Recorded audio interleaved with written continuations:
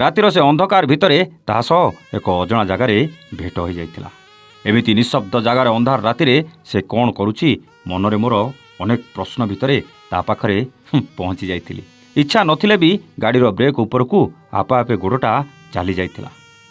ଆଉ କ'ଣ ପଚାରି ଭାବୁ ଭାବୁ ଓଠ ଆପେ ଆପେ ପ୍ରଶ୍ନ ପଚାରିଥିଲା, ଏଠି ଏତେ ରାତିରେ ଏକୁଟିଆ କ'ଣ କରୁଛ? କିଛି ନାହିଁ ସାର୍, ମୋ ବାବାଙ୍କ ଦେହ ଖରାପ, ସେ କିଛି କହୁନାହାନ୍ତି।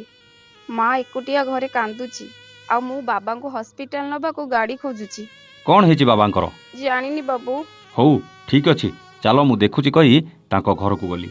ନୂଆଣିଆ ଘର ଭିତରେ ପଶୁ ପଶୁ ମୋ ମୁଣ୍ଡଟା ଜୋରରେ ବାଜିଲା। ତଥାପି ନଈ ନଈ ଘର ଭିତରକୁ ପଶିଲି, ଆଉ ଦେଖିଲି ତାଙ୍କ ବାବା ଆଉ ଏ ଦୁନିଆରେ ନାହାନ୍ତି। କ'ଣ ହେଇଥିଲା ବୋଲି ସେ ଝିଅକୁ ପଚାରିଲି। ଜାଣିନି ବାବୁ, ବସିଥିଲେ ହଠାତ୍ ଗଡ଼ି ପଡ଼ିଲେ।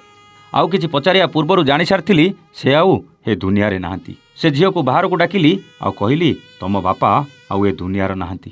ସେ କଥା ଶୁଣି ଚମକି ପଡ଼ିଲା, ଆଉ ଜୋରରେ କାନ୍ଦିବାକୁ ଲାଗିଲା। ହେଲେ ତାର ସେ କାନ୍ଦ ଭିତରେ ଥିଲା ଧୈର୍ଯ୍ୟ, ଆଉ ସେଇ ଧୈର୍ଯ୍ୟକୁ ନେଇ ଘର ଭିତରକୁ ପଶିଥିଲା ଆଉ କାନ୍ଦୁଥିବା ନିଜ ମାଆକୁ ବୁଝେଇବାକୁ ଲାଗିଲା। ପାଖରେ ବସିଥିବା ସାନ ଭାଇଟା କିଛି ବୁଝିପାରୁନଥିଲେ ବି ଏତିକି ତ ଜାଣିସାରିଥିଲା ତା ବାପାଙ୍କର କ'ଣ ଗୋଟେ ହେଇସାରିଛି ବୋଲି। ମୁଣ୍ଡ ଉପରୁ ବାପାଙ୍କର ହାତ ଚାଲି ଯାଇଥିଲା। ଏବେ କେବଳ ସେଇ ସଂଘର୍ଷ ଯେମିତି ଏମାନଙ୍କୁ ଅପେକ୍ଷା କରି ରହିଥିଲା।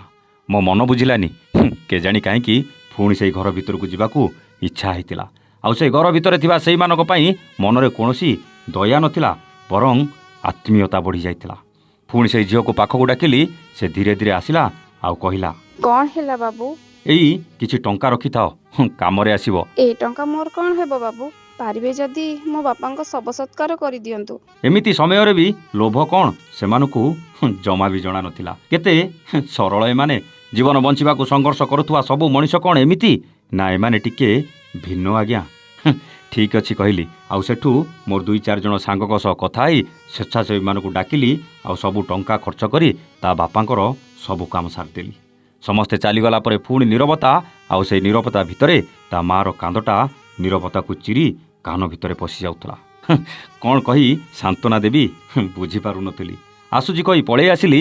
ସବୁଦିନ ପରି ଅଫିସ୍ ଗଲି, ନିଜ କାମ କରିବାକୁ ଚେଷ୍ଟା କଲି, ହେଲେ ମୋ ମନ କେବଳ ସେଇ ପରିବାର ପାଖରେ ଥିଲା।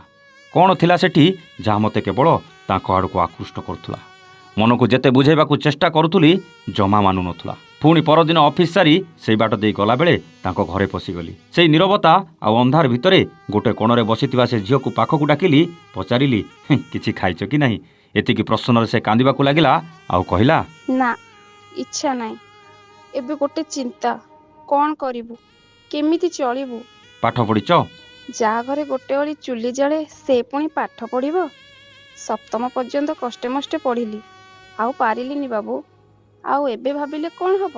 ମୋ ମନ ଯେମିତି ତାର ସେ ନିରୀହ ଆଖି ପାଖରେ ଲାଖି ଯାଇଥିଲା। ଆଉ ତା ଉପରେ ଧୀରେ ଧୀରେ ଦୁର୍ବଳତା ବି ବଢ଼ି ବଢ଼ି ଚାଲିଥିଲା। ଯଦି ତମର କିଛି ଆପତ୍ତି ନଥାଏ, ମୁଁ ବୁଝିବି ତମ କଥା। ସେ କହିଲା, ଆପଣ ବୁଝିବେ ମାନେ? ଭୁଲ ବୁଝନି, ମୁଁ ତୁମ ଅସୁବିଧାର ଫାଇଦା ନେବାକୁ ନୁହେଁ, ଗୋଟେ ମଣିଷ ହିସାବରେ ମୋର କର୍ତ୍ତବ୍ୟ କରିବାକୁ ଚାହୁଁଛି। ବାସ୍। ସେ ଟିକେ ମୁରୁକି ହସି ଚାଲିଗଲା। ହେଲେ ତାର ସେଇ ମୁରୁକି ହସ ଭିତରେ ଅନେକ କିଛି ରହସ୍ୟ ଯେମିତି ଲୁଚି ରହିଥିଲା। ଜାଣିବାକୁ ଇଚ୍ଛା ଥିଲା, ହେଲେ ପଚାରିବାକୁ ସାହସ ନଥିଲା। ଏମିତିରେ କିଛି ଦିନ ବିତି ଯାଇଥିଲା।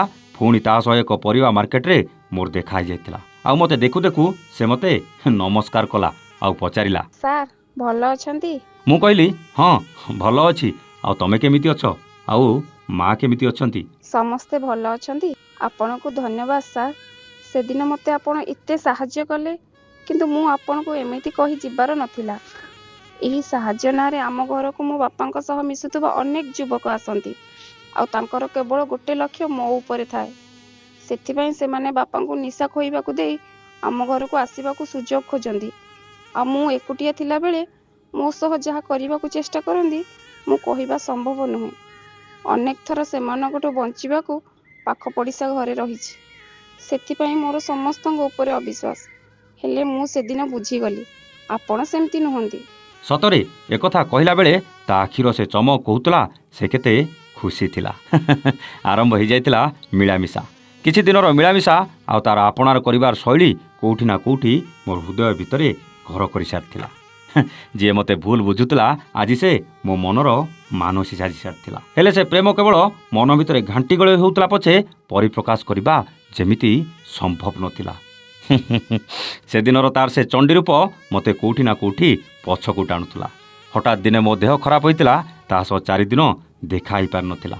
ସବୁଦିନ ଅଫିସରୁ ଫେରି ତା ସହ ଦେଖା କରୁଥିବା ମଣିଷଟା 4 ଦିନ ଧରି ଏମିତି ନ ଆସିବା ତାକୁ ଯେମିତି ହଜମ ହେଉନଥିଲା। ଫୋନ୍ କଲା, ମୋର ଦେହ ଭଲ ନାହିଁ ବୋଲି କହିଲି। ସେ କେମିତି ଗୋଟେ ଅସ୍ତବ୍ୟସ୍ତ ହୋଇପଡ଼ିଲା ଭଳିଆ ଲାଗିଲା। ପଚାରିଲି, କ'ଣ ହେଲା, ଏତେ ବ୍ୟସ୍ତ ହୋଇପଡ଼ୁଛ ଯେ?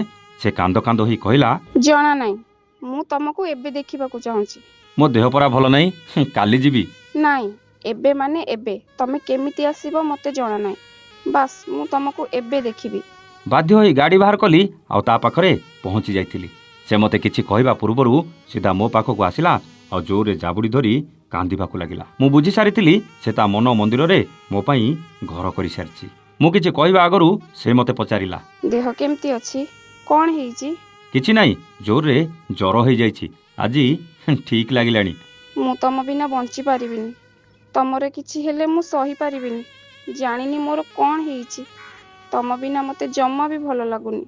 ମୋତେ କ'ଣ ତମ ବିନା ଭଲ ଲାଗୁଛି? ମୁଁ ବି ତମ ବିନା କେମିତି ଏ 4 ଦିନ କାଟିଛି କେବଳ ମୁଁ ହିଁ ଜାଣିଛି। ବାସ୍, ଆରମ୍ଭ ହୋଇଯାଇଥିଲା ସେ ପ୍ରେମ ସମ୍ପର୍କ।